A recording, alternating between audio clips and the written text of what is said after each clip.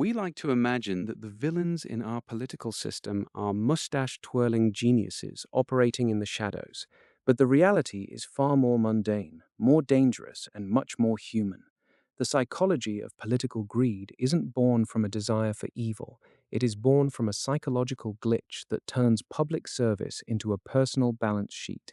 In 1974, psychologist Philip Brickman conducted studies on lottery winners. He found that within a year, they return to their baseline happiness levels. This is called the hedonic treadmill. Now, apply this to power.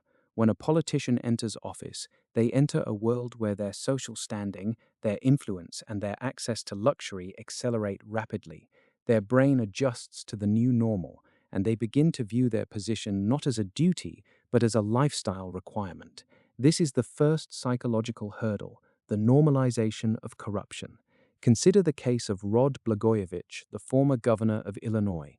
In 2008, he was recorded trying to sell the U.S. Senate seat vacated by Barack Obama.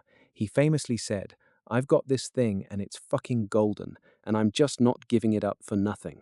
Blagojevich didn't see himself as a criminal. He saw himself as a savvy operator navigating a system that he believed was rigged against him.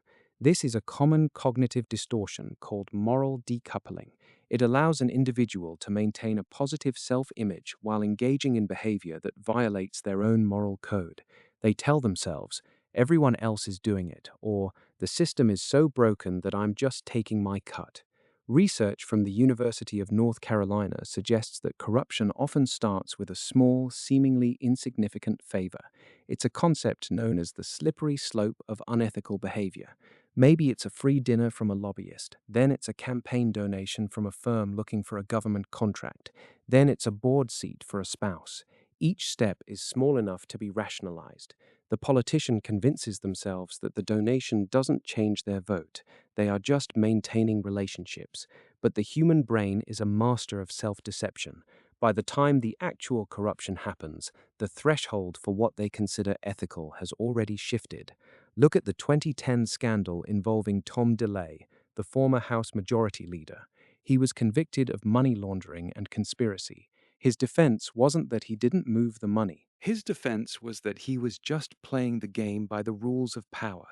That is the psychological trap. When you spend enough time in the halls of power, you lose your connection to the average voter.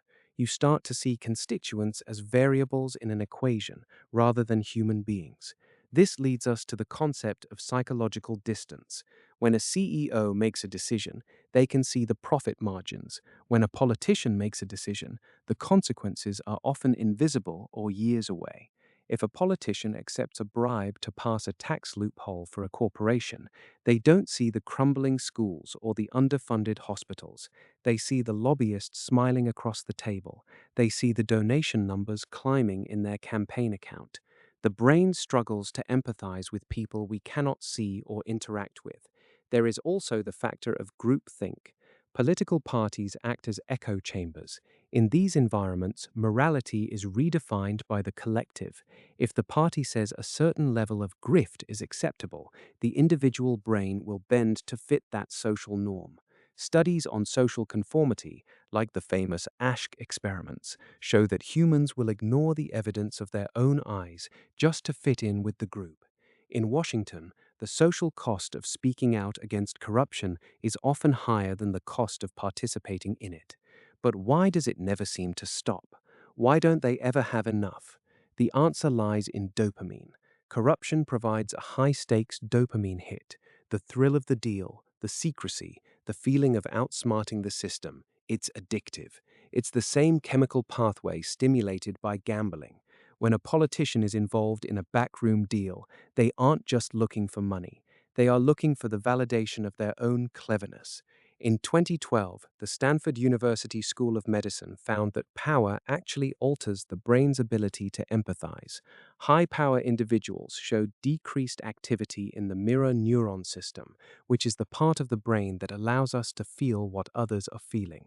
Essentially, as their power grows, their biological capacity to relate to the struggles of their constituents literally shrinks. This is why term limits or strict campaign finance laws are often fought tooth and nail by those in power. They aren't just protecting their careers, they are protecting a lifestyle that their brain has become physically dependent upon. When you look at history, from the Credit Mobilier scandal of the 1870s to the modern era of dark money, the names change, but the psychology remains stagnant. It is a feedback loop of rationalization, social conformity, and the biological numbing caused by sustained power. The most dangerous realization isn't that these politicians are monsters, it's that they are mirrors. If we place ordinary people in positions of absolute power without accountability, surrounded by people who are also cutting corners, a frightening percentage of them will eventually begin to think exactly like the politicians we despise.